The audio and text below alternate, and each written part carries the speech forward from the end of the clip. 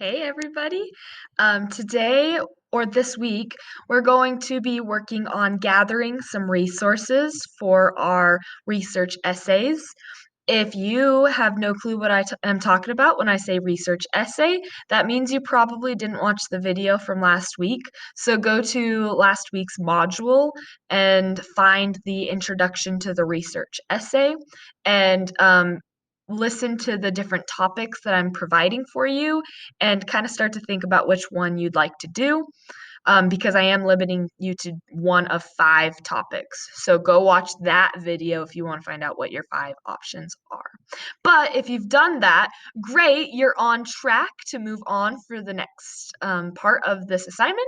So we're going to work today on gathering resources and making a works cited page. A works cited page is very important for telling readers that you know what you're talking about, and very important to prove that you're not plagiarizing, that you had a source, that you're giving credit where credit is due, but that you also added your own thoughts and ideas to it. So, um, yeah, so we're going to work on that today. You need to find 3 resources for whichever topic you're interested in. So you need to start doing some internet research. If you are focusing on the topic of Bigfoot is real, you want to maybe start, we did that a Google a day assignment so that you know what types of things you should put into the search engine when you're looking for specific information online. So, find 3 resources that have to do with your topic that you're choosing to focus on for your research essay. We're not writing the essay yet. That's in the future. We haven't gotten there yet. But for today, you need to find your 3 resources so that you can start writing your works cited page. So, if you want to pause this video here and go find some resources, you can do that. But I'm just going to go straight into explaining what to do once you have your sources. So here we go. So I'm going to be using this template and it, it just kind of going back and forth. I'll toggle back and forth between this and then an actual example so that you can see me finding the information that we need. But so this is all of the information that we'll be putting in here and formatted the correct way. So coming over here, the first step is to make yourself a new Google Doc and title it Works Cited. And then you'll want to make sure that you are in Times New Roman 12-point font because that is MLA format. And then you'll start off with a center alignment and title this the same way you titled the document, Works Cited. Okay, so if you look at my template over here, it's much bigger. That's just for readability so you can see what it says, but you'll want it to be 12-point font. So we'll leave this one 12 point. And then you'll come down, you'll hit enter and left alignment. Okay. And now you're ready to start plugging in that information. So we'll start off with the, well, first, before you do anything, you want to find your source. So I've already done this. I've planned ahead. I found an article that I'm going to use. I'm not saying that this is the best article to use, but it's an example of one that talks about Michael Jackson and how he isn't dead, which is one of the topics that you could choose to do. So I'm going to use this as an example today. Okay, so first we'll start off with the last name and the first name of the author, and you want to give the last name first. That should go in there first, comma, first name. So the name of the author of this article is Yusuf Farah.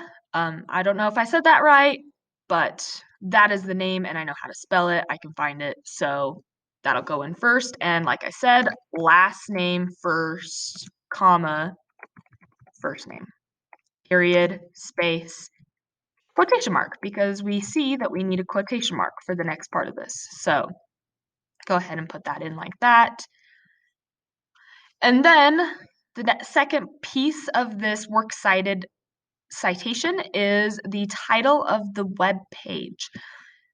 Let me clarify and be very specific. There is a difference between a web page and a website. You need both of those for this citation. You start with the web page. So the website is probably going to be in the URL, whatever the site is called, .com. So for mine, it's bleacherreport.com. Yours obviously will be different, but the web page is down here, the title of the thing that you are reading, the specific thing that this website is giving you, that is the title of the web page.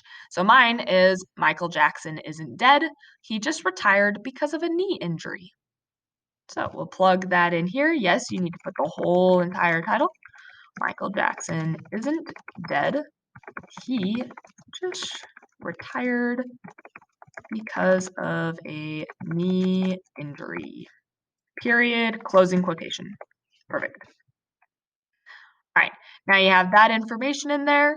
You're just going to go ahead and italicize because we know the next part needs italics. So you'll just click this or Control I. Okay, now we're going to come back over here and find the website, which I've already told you is called Bleacher Report, but we'll just put that in the italics, Bleacher Report. And we're done with italics, so you can go back. All right, the next information that we need is a publisher and a date.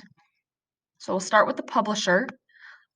There is a way to put in this information if you can't find the publisher information, but if you can't find a publisher, it might not be the most reliable resource for you to use. So check to see if you have a publisher. You probably should. Most publisher information is at the very bottom. So if I scroll all the way down past the whole article and down here, ooh, and there's even ads and stuff, but keep scrolling past that and come way down to the bottom in tiny, tiny little text. It says copyright, Bleacher Report Incorporated. So this is the publisher of this website, and this article is the Bleacher Report Incorporated. So I'll put that in here, Bleacher Report Incorporated.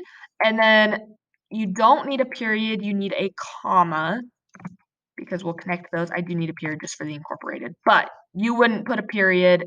It's a comma right there. And then we put the date. So this is the date that this article was published, which is back up here. Again, if you can't find this information, I'll show you how you can put those things in, but keep in mind that you probably should be able to find that information. So this was March 9th, 2010. So I'll put that in here. And it goes in this order, 9 March 2010, period.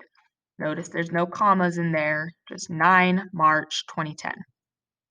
Okay, now if you were to not find any of this information, you would put it in like this. NP for no publisher, or ND for no date. Okay, but again, final reminder, if you can't find that information, it might not be the most reliable source for you to use. So, okay, so here we go. We have our publisher and we have the date. They are combined with a comma, not a period. So then we'll go to our next information, and that is web. This is the source of the information that you found. So if this were a book or an article from a database, this wouldn't say web. But again, I'm assuming most of you are doing a web page, in which case you would put web, comma. And then the access date is like today's date, the date that you found the resource, that you went in and made this works cited page. So for me, that date is November 10th, 2020. So I'll do 10 November 2020. And that is finished. The only other thing you need to do, you'll notice that if I toggle back and forth between these two, first of all, you can put a space in between those because it looks a little crowded. But the biggest difference is that there's a little indent right here that isn't on mine. That is important. You need it. So I'm going to show you how to get that. It's called a hanging indent when it's the second line instead of the first that's indented. So to get that, you'll just highlight all the information, the whole citation that you have there, and then come up here to Format, down to Align and Indent, and then down to Indentation Options. Okay, so this will pop up here, and you'll come down to where it says Special Indent, and select Hanging, and Apply. And it'll just indent that for you. And then when you hit Enter, it won't go to the indent until it gets to the second line, which is what you want. Okay, so that's how you do a works cited page. That is what it should look like. This is big, but this is the formula that you use, and you just kind of put in all of that information just like that. So get started on that. Remember, you need to find 3 resources. So 3 should be on this works cited page. If you decide later to use different resources, that's okay. You're not stuck with these sources, but I need to see that you're able to access quality sources and you're able to cite those properly. So go ahead and get started on this. And you guys all have a great rest of your day.